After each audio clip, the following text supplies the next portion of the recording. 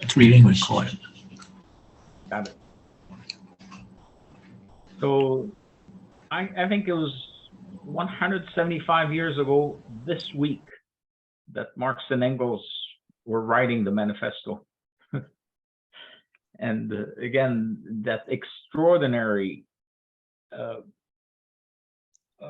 part of the 7 prefaces that followed over the following almost 50 years. The last one was in 1893 by Engels, was as great as Marx and Engels were about correcting errors. There's no significant correction of an error in the manifesto that they found, or that I know of by subsequent Marxists. May have to bring back a Dirk Stroik to find out if he knows of correction. But and Marx was 29 years old, and Engels was about 25 when they wrote the manifesto. And what an outline! And in any case, in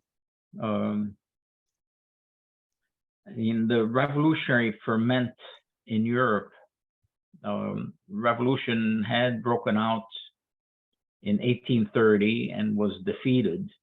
But in 1846-47, it was just revolutionary ferment, and that's when that set the stage for essentially Marx and Engels being asked to write the manifesto. And so it's December 47. It's published a few weeks later in early 1948, I think January. And within days of publication, I think a revolutionary struggle breaks out in Sicily, of all places. And a few weeks later, revolutionary struggle breaks out in France in February of 1848. And workers actually overthrew the first Guizot, the hated prime minister of France. And a few days later, so Guizot escapes dressed as a woman out of Paris. And a few days later, the king, Louis Philippe, escapes in a plane carriage.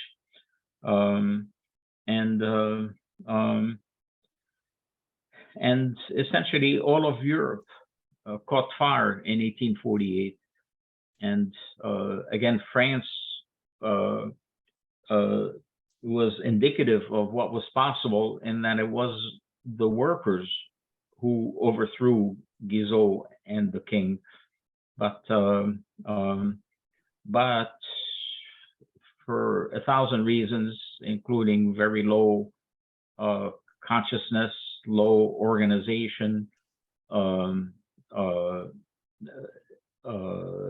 working class wasn't mature enough, but that great 1848 revolutionary wave was put down. And I think what finished it was the discovery of gold, where Jean lives in California. And an enormous amount of energy that was going essentially against the tremendous suffering and poverty that workers and oppressed were suffering. Instead, people, the escape valve, what turned out for capitalism, was the enormous attraction of gold in California specifically. But in any event, pass this to Zach, who has played really an anchor role in keeping the center going through this difficult pandemic period. And so Zach, it's yours. Okay, so chapter 1 starts with the line that everyone knows: the specter is haunting Europe. But it might be more accurate to say that a specter was haunting the world, because the 19th century saw so many tremendous changes in industrialization and class struggle. So Marx and Engels in this first chapter really lay out how the history of all history is that of class struggle. And they go through the different historical epochs like slavery, feudalism, and then they get up to the capitalist era, the rule of the bourgeoisie. And as its starting point, Marx and Engels talk about how the bourgeoisie have basically turned everything and everyone into a commodity. There's a line where he says the physician, the priest, the grocer, they've all become wage laborers. And that under the rule of the bourgeoisie, even the family has become like a commodified unit. Like it's no longer like it exists so that the capitalists can sell their goods to the family unit and keep the family dependent on the breadwinning patriarch. So I think what's most important about this chapter is that it really defines who our main enemy is, and that's the bourgeoisie. Even though they overthrew feudalism, they haven't been able to bring political and economic stability to the world. Because of the nature of capitalism, it constantly needs to expand into new markets and new territories. And so it colonizes the Americas, it colonizes India, it colonizes the rest of the world, and brings the people of the global south under its boot, and all in order to maximize profits for the European bourgeoisie and as a way to placate the European workers by giving them higher wages, but not enough to keep them from revolting, but not enough to keep them from flourishing. And so it creates a whole mess of contradictions in the world. And I think this first chapter really highlights that class struggle is the main struggle that we face in society, but it also teases out some other things, especially when he talks about the family. And Engels would get into this later in the development of the family and the state, where women are reduced to a secondary status as basically reproductive labor in society.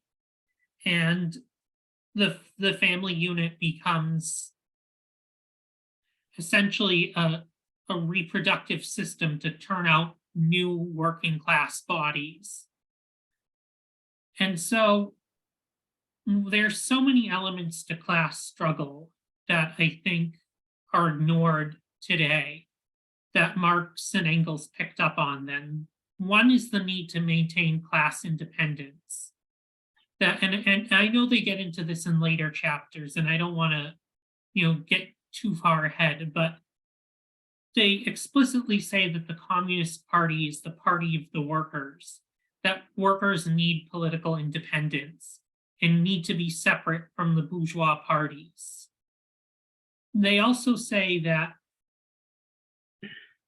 there needs to be liberation of the oppressed nations and the other oppressed groups under capitalism, like women, because they are the ones putting in extra labor that is essentially unpaid. And so I think that in order for socialism to succeed, we need to stick with the fundamentals of Marxism as laid out in the manifesto. And that chapter 1 really encapsulates the overall worldview of Marxism and the overall tasks that are before us, if that makes sense. And so I guess if anybody has questions, we can have a discussion about this.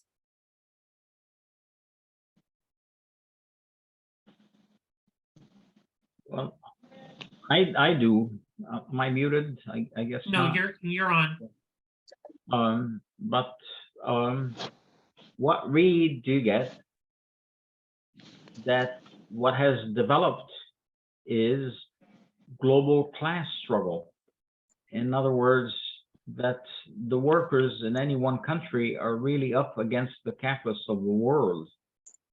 Does that emerge in this first chapter? Yes, he talks about, one thing that stood out to me is he talks about how the capitalists worship free trade, how they want the global markets to be interconnected at the expense of their own country's workers. And so we no longer have a system of nation states, but a global system of capitalism that transcends national lines. Yeah, I mean, that's really crucial. So, And that the Communist Party is the party of the workers of all the world, not just the workers of France or the workers of England. that's in chapter 1, basically. Yes.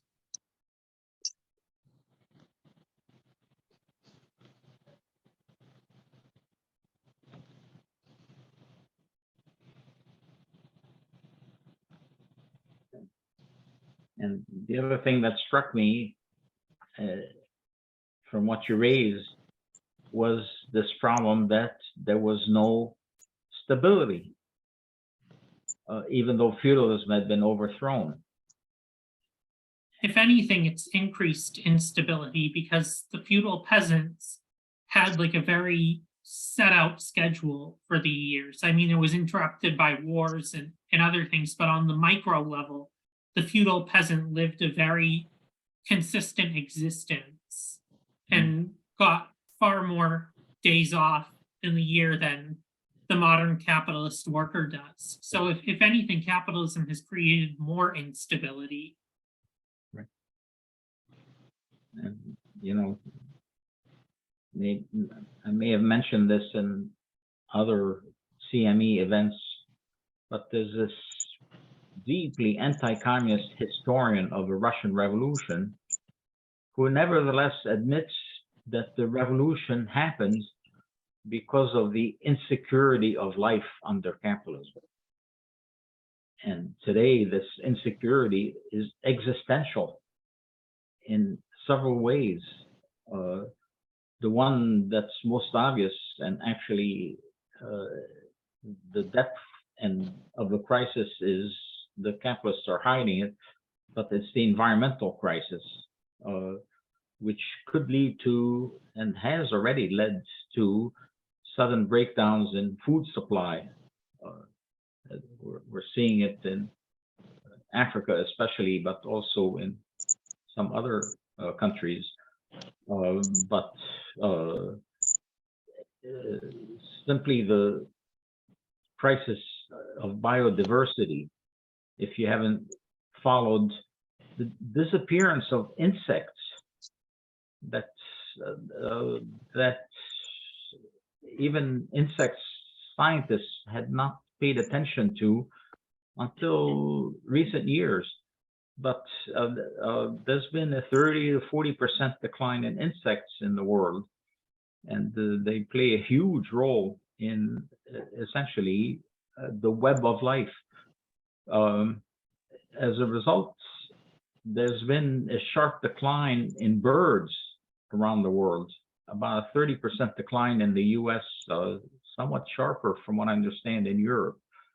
But the second threat could be is from war. And wow, there's this, war in Ukraine point that out, with the US fanning the flames of workers of the world fight each other. And but the third, and one that has really affected me personally in some ways, is the sudden disintegration of societies. So, my cousin had a family reunion in Syria in February 2011, and I told her, "Are you crazy?" But they had done all the plans and everything was normal. And maybe 4 weeks later, Syria disintegrated. And here it is now, 11 years have passed. It'll be 12 years in a few months, and no, Syria is still disintegrated.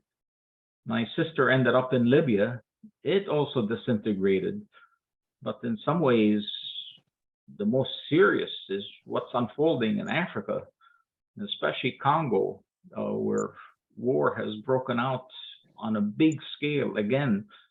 But look at Ethiopia, where on the one hand, it appears that a war in the north in Tigray may have quieted down, but nothing's been resolved, and this conflict has broken out in another region of Ethiopia this past week. So, but even adjoining areas in of China, above all Myanmar. So with this massive crisis of Rohingyas leaving, forced to flee largely into Bangladesh. But so in any event, and strangely, with some organization, this can powerfully favor revolution, just like the instability, the insecurity of life, like that historian admitted, can favor revolution. But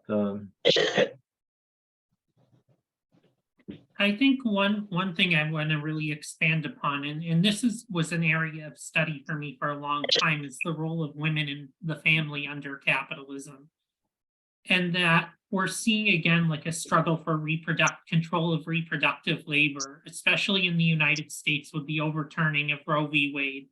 And also the movements coming from even within the left to change or even erase the definition of what a woman is in order to better control women's reproductive capabilities. And it shows how the family is really, like for a lot of people, their family is their main means of support, but families are barely hanging on. Because if all it takes is for one of the family members to become unemployed, for the whole family to collapse. And all it takes, for women to lose financial independence is to have, an unexpected pregnancy, or,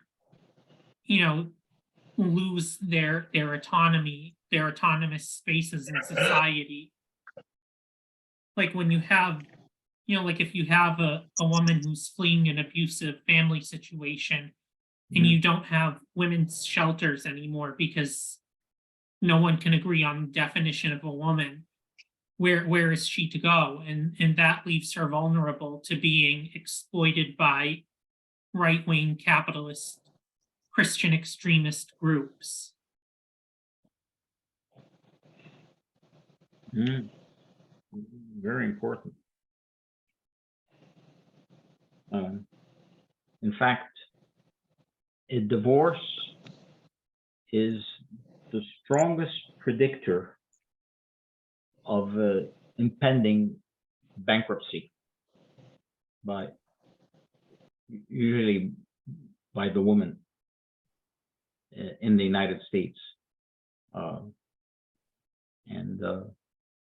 But this housing crisis is certain to escalate abuse of women and children, because they're trapped. And wow,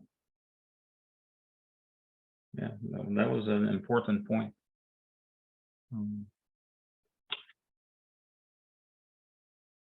Are there any other questions? Yusuf? Do you have a quote on the universality of the Communist Party? I have my book here. I'll have to flip through to it, past all these. He says at the beginning, to this end, communists of various nationalities have assembled in London and sketched the following manifesto. And he he later on goes on to describe that the Communist Party itself is a world workers' party. It's not the Communist Party of France or the Communist Party of Spain. It's the Communist Party of the world. And I think this gets into chapter 2, where he says the communists do not form a separate party opposed to other working class parties, and they have no interests separate and apart from those of the proletariat as a whole. They do not set up any sectarian principles of their own by which to shape and mold the proletarian movement, and that the communists are distinguished from the other working class parties by this. In the national struggles of the proletarians of different countries, they point out and bring to the front the common interests of the entire proletariat, independently of all nationality. Eugene? Oh, yeah, thank you so much. This is, I'm glad, appreciate your comments and analysis, and I apologize. I was, every Saturday morning, we have our family Zoom. So I was involved with the comings and goings of my family, which fortunately has not dissolved into air. And I was, I appreciate reading the manifesto and your analysis here, because it's right on track. I mean, there is that passage that says something about all that's solid dissolves into air, and man is finally forced to confront our real situation. And, when we look at what's happening on what passes for the left here in the United States, it's really dismal. I mean,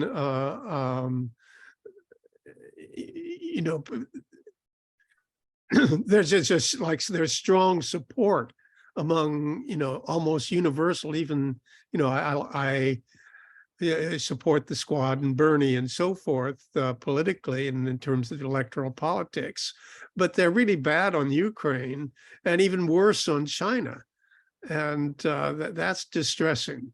So I don't know if you want to make further comments on that, but I certainly think that, as you say, it's workers of the world unite. It's not just a couple of workers in the United States, and workers in the United States, I really feel, need to look at the working classes of China and Russia, so forth. It's just my own observations on that. But I think what's lacking in the United States is a real solid working class party. Like the Democratic Party has something of a working class base, but it's a bourgeois party, and it's going to reflect the interests of the bourgeoisie. So ultimately, AOC and Rashida Tlaib and Ilhan Omar and Bernie, they're beholden at the end of the day to the Wall Street bankers who run the Democratic Party. And I think what we as communists need is a fiercely independent working class communist party that is in link with communist parties all over the globe. And I'm not sure if that, I don't think that's the situation we have right now. There's still a lot of tailing the Democrats and a lack of real independence. Yeah, and I think, we do have the Communist Party USA, which I wish were more visible, and also there's PSL, the Old Workers World Party folks that do, they're the only ones that are not engaged in China bashing. People saying, oh, we have a new imperialism now, and that's China.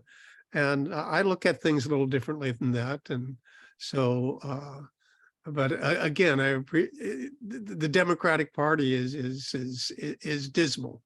And anyway, thank you. Yeah. Steve? I think you're muted. Yes, didn't quite get the mouse in the right place. Well, one of the things that strikes me is how perceptive this was for the late 1840s, early 1850s. At that point in time, capitalism is just starting to get going.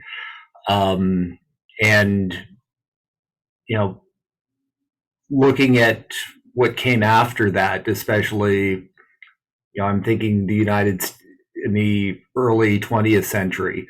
It got a lot worse. My understanding is it got a lot worse. So I've just, I think there's from the point of when it was written, I think there's a lot of foresight there.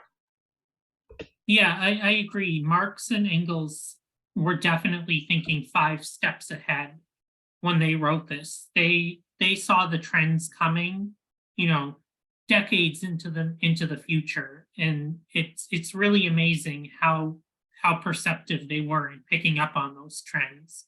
Yusuf? No, let me just comment that the CPUSA has very warm fraternal relations with the Chinese Communist Party, and also thanks to a great part to the effort of Wadi here.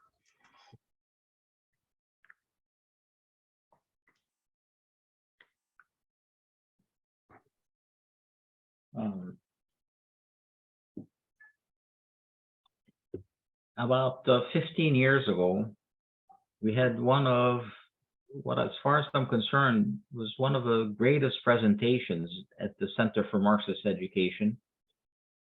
It was a leader of the Communist Party of Canada, the editor of its theoretical journal, still is. In any event, the presentation wasn't more than 15 minutes long. And what did he have to say? That your two parties, quote unquote, Democratic and Republican, are not parties. And that was his main message. And what did he mean by that? Is first, what defines a party is ideological homogeneity. And we know from the enormous differences at the time within the Democratic Party and within the Republican Party that no ideological homogeneity. Things have changed, and I'll get back to that. But the other thing is that a real party fights for power, political party, and in many ways, the Democratic Party was again and again has failed in terms of fighting for power. So in 2004, I mean, George W. Bush was hated, and it was his absolute setup for defeat of Bush and the Republican Party. And yet choosing John Kerry took place here in Boston, guaranteed, and I predicted at the time when the Democratic Party selected Kerry that they were headed to defeat. And incredibly, but it was almost determined that defeat followed. More importantly, in 2016, it was clear that that Bernie was far the stronger candidate against Trump, and yet the Democratic Party machinery assured that that Clinton would be chosen, the hated Hillary Clinton, and a defeat followed. So, but since that talk by the comrades from Canada, something fantastic did follow, which was the tumultuous one, the crisis of 2007-8, and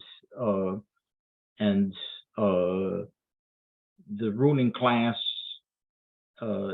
in crisis not only attacks workers and oppressed, they attack their own social base, weaker business owners. And so you have the rise of the Tea Party that happens in 2009, and the Republican Party became much more homogeneous in rebellion against the ruling class and its state. And that's an extraordinary development since that talk at the CME. But yeah, It was Eugene Debs who said that the Democratic and Republican parties are the two wings of the same eagle.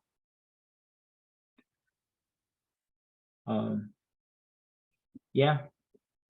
So there were differences between them in how they, of course, they didn't touch capitalist rule, but again, something happens, starting with the rise of the Tea Party in 2009, and its first expression in terms of a victory was not, say, in Texas or Florida.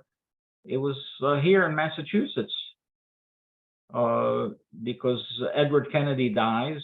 So do you remember that? And in January 2010, the support of a Tea Party, Brown, right, is defeated the Democratic candidate.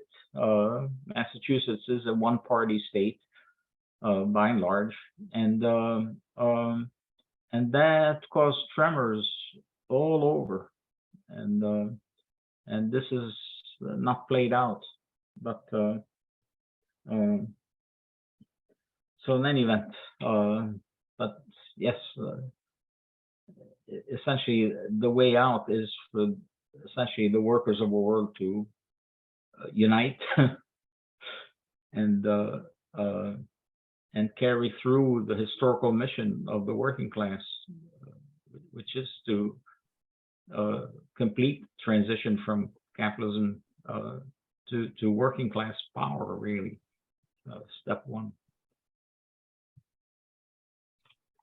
You know, it was interesting because I was talking with my dad today about the economic situation in the US. And, you know, he's of the left, but not very well versed in theory. And he said that the job market seems like it will be stable, but inflation is just going to keep going up and up, and wages are going to totally lose their purchasing power. And that for my generation, that basically means we can't move out of our parents' homes, especially if you're someone who has like social anxiety or social difficulties living with other people. Like you can't afford a one-bedroom apartment the way you could back in the 20th century. I've even looked at the average rent in this part of New Hampshire, and the cheapest one-bedroom apartment is $1,600 a month.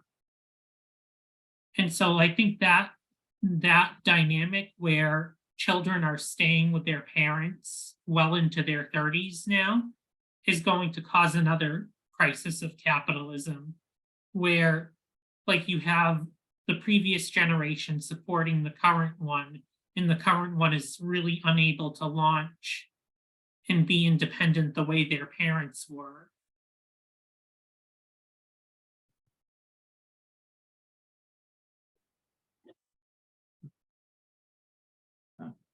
I agree. Steve, do you want to take on that at all? Well, I mean, just in terms of when I came to Boston to go to school, and afterwards, it feels really funny to say this now, but I was too broke to move, so I stayed. I things if I had to do it all again today, I think things would have gone differently. But I mean, I've looked gone on Zillow and looked at rents in apartment buildings that I've lived in, and take what I paid then, adjusted for inflation, and it's 2 or 3 times higher. So I mean, there's a very simply putting a roof over your head has gotten much more expensive. Um, and the granted, I went to music school as a musician. I expected to be broke. I succeeded in that regard. But it would be very difficult to do that again. So I completely agree. There is a real opportunity cost to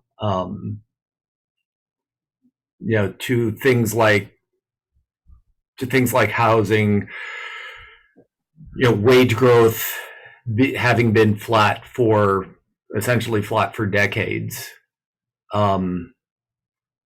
Yeah, and I don't have a good intuition for where it's going to go, but I'm not entirely optimistic.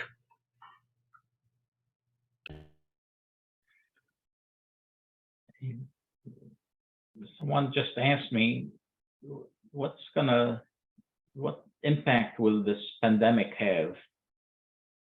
Or what impact has it already had?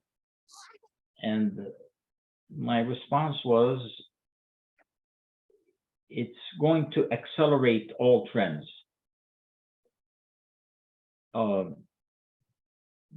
But they can go either way, and this is worldwide, either towards extraordinary liberation and resolution of the fundamental problems that, among other things, created this pandemic.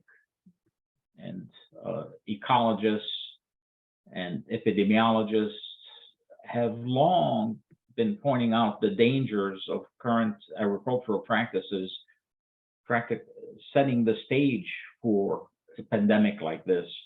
And furthermore, that the global public health network really began disintegrating about 1990 with counter-revolutions, first in Eastern Europe, but also then Soviet Union.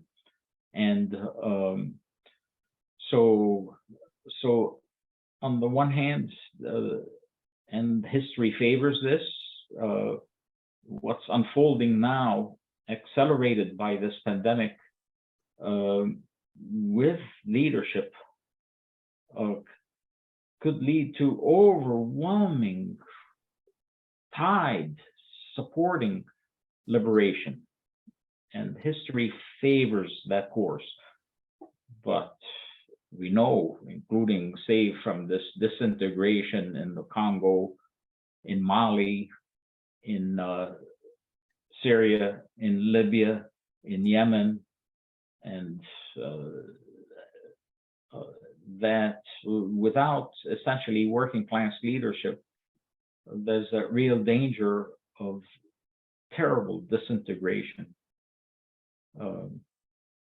And as to a comment that Zachary just made a little earlier about taking from his father about the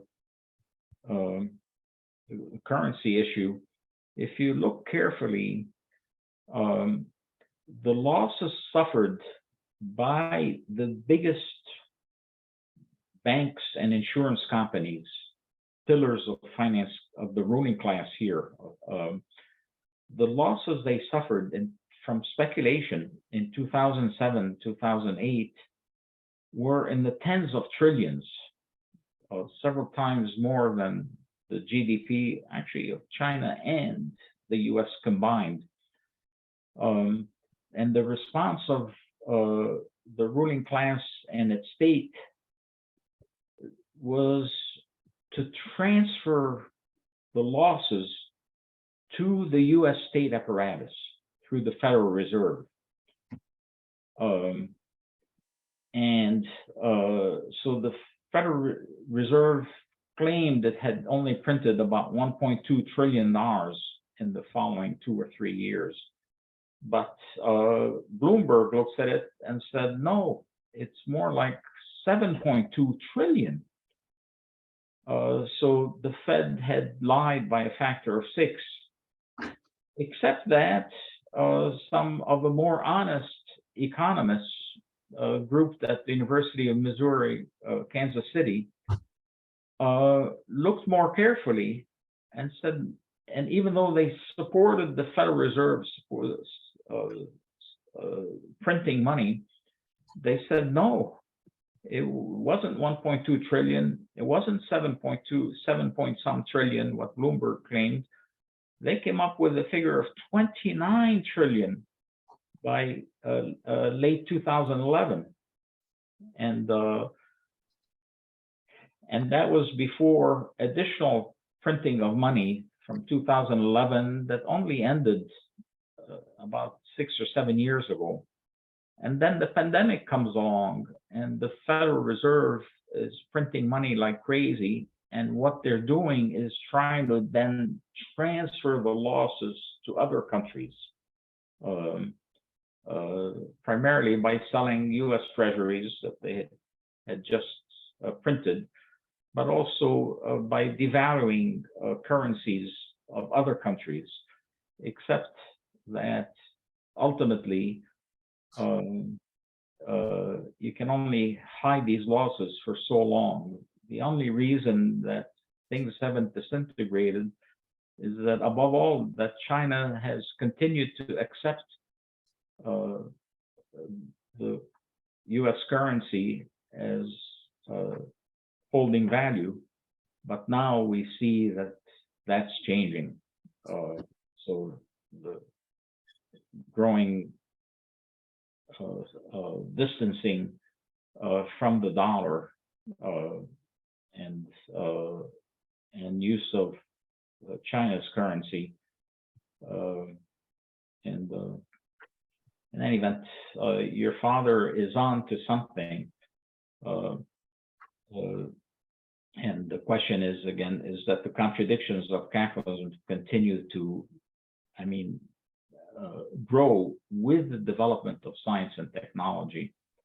And that's one of the pictures that are really filled out, that had to be filled out after the manifesto was written, is exactly what is it about the laws of capitalist economy that would lead that developments in science and technology would result in deepening poverty. In any case, I saw a chat from Agajan, and maybe you'd like to speak up.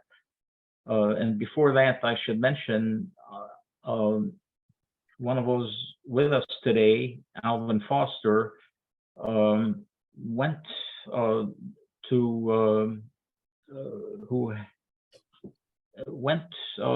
essentially to Jordan, into occupied Palestine a little more than a year ago, and he's put together a documentary. And hopefully, Alvin, if you're listening, you might be able to present that as a CME event. We may. That's certainly possible.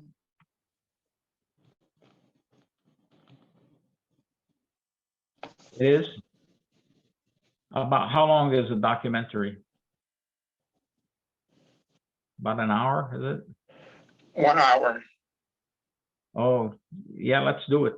you're going to be in Cuba. You'll be back in February sometime, early March.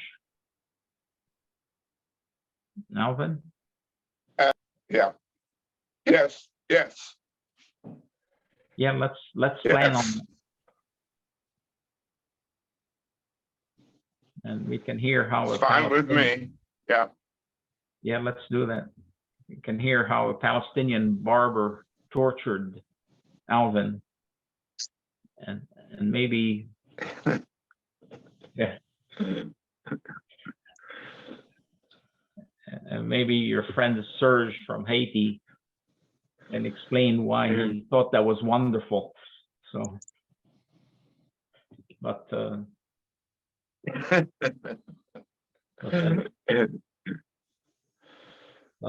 maybe Agajan, if you wanted to raise, I just saw In there all was a clarity, question. Yeah. getting we're a planning- haircut, but it was more appropriately called a hair pull from the barber. But so it was not an involuntary torture. Just turned out that.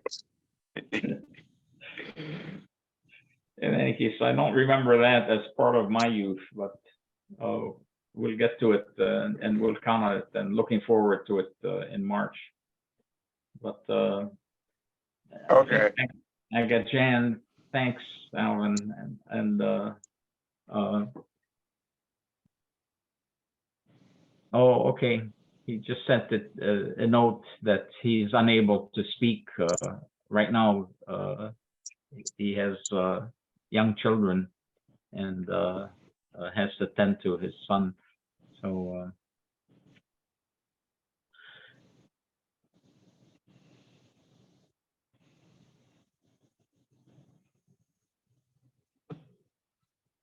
but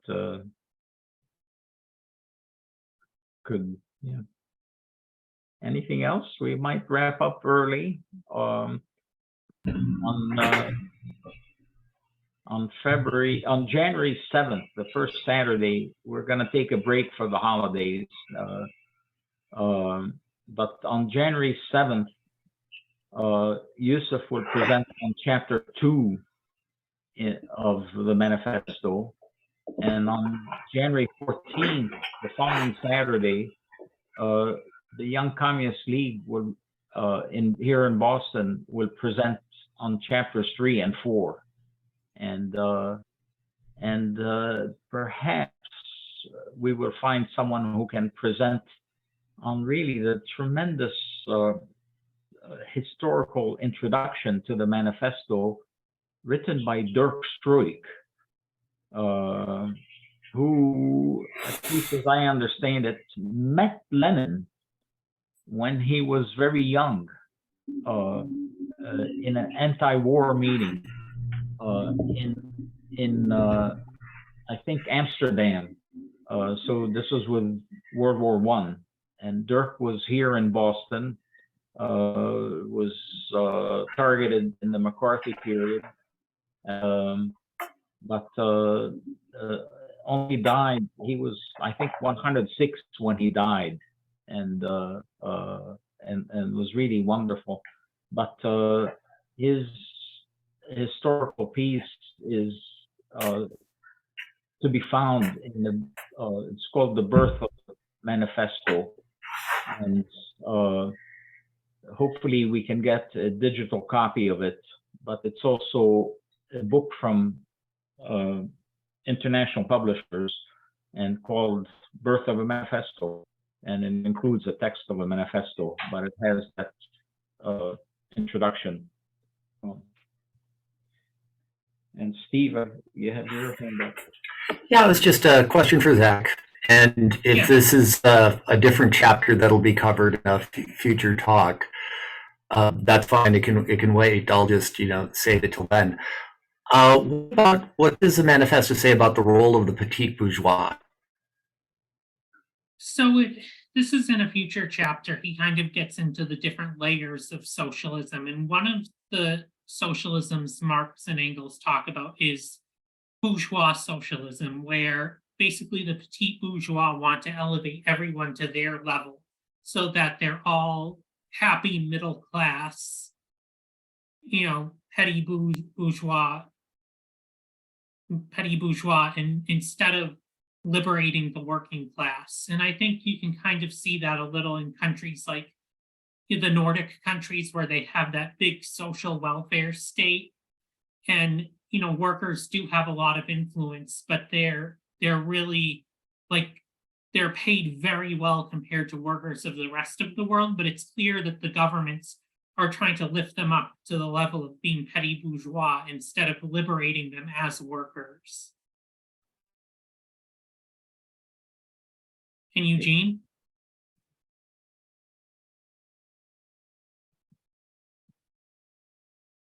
And you're muted. Sorry, I was muted, but I was just checking. I just wanted to thank you so much for this. It's good to hear all these different views, and good to see some people from the younger generation here. But I did want to just remind everybody that we have a regular program called Sunday Morning at the Marxist Library, and everyone is invited to that. I think Yusuf probably has the information.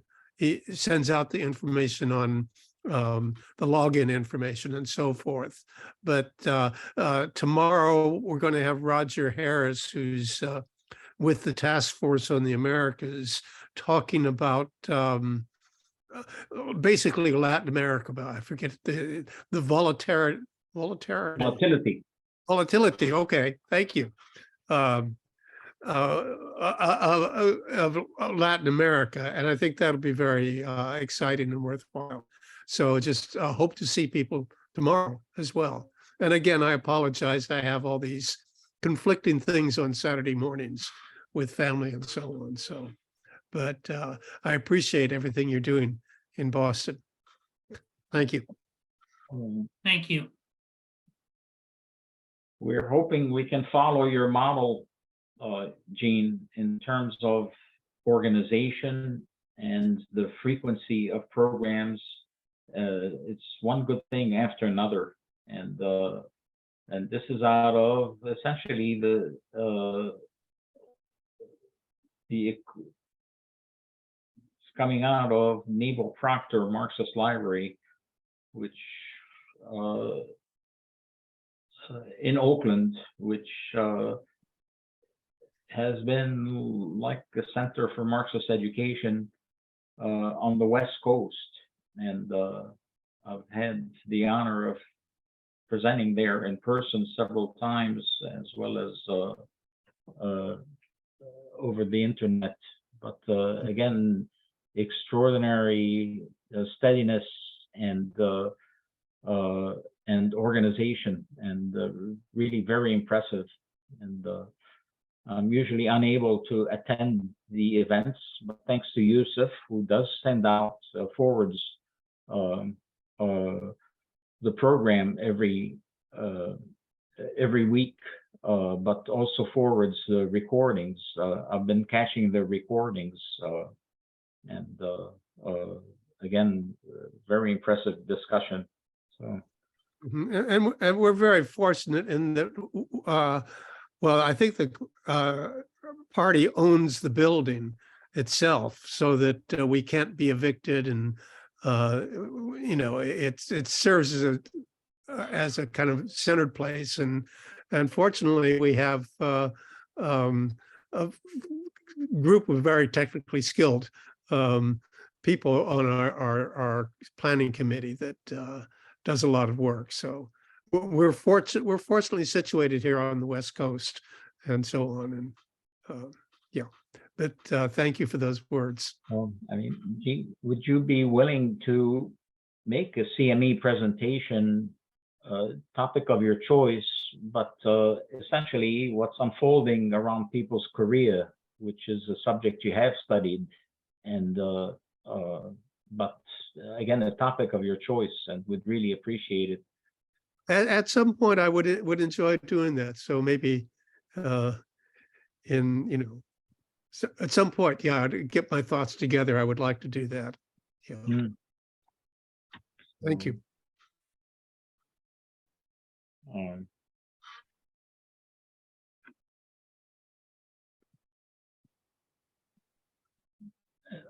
almost Well, as is there, Yeah. is there anything else?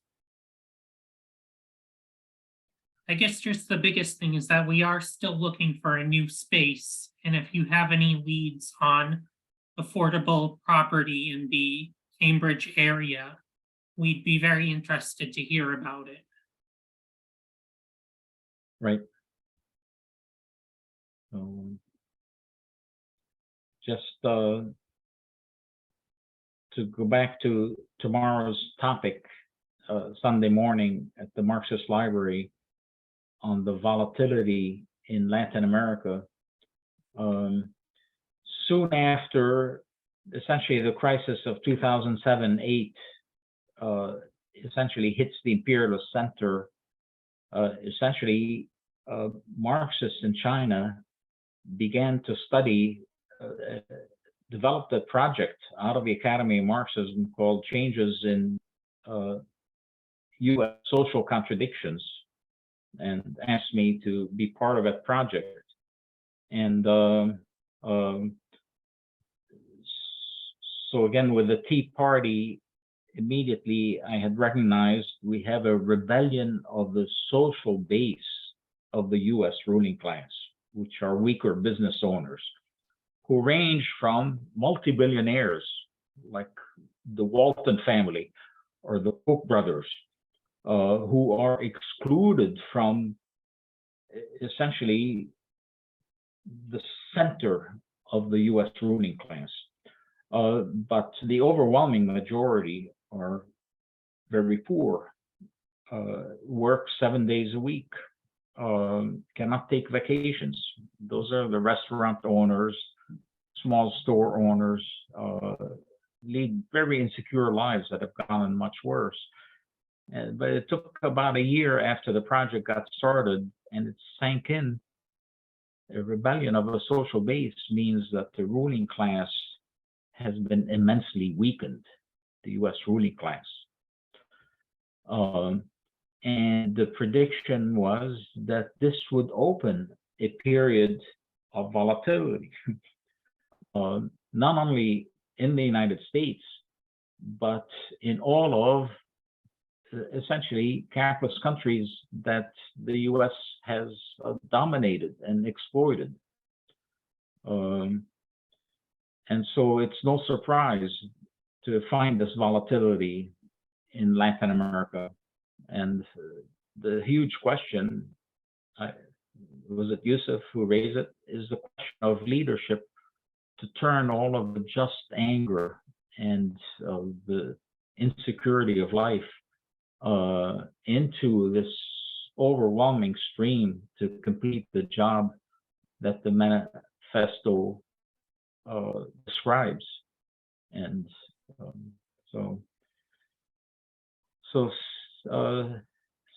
hope to see everybody in 2 weeks. We'll do chapter 2. That'll be Yusuf, January 7th.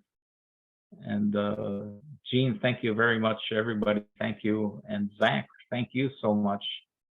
You're And, welcome. Yeah. So it's a Amazing. great first experience presenting. Zach has been coming to the center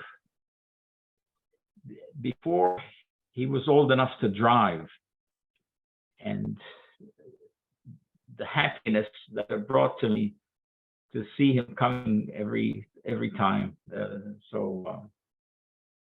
And Steve has been coming to the center. Well, the only thing he could do was bicycle. So boy, the happiness that brought me. Of course, that's all I'm able to do. So hope you can recharge your batteries over the holidays, and hope to see you all January 7th. Okay, All right, thank take you. care, everyone. Thank you. Bye-bye. Bye. Great.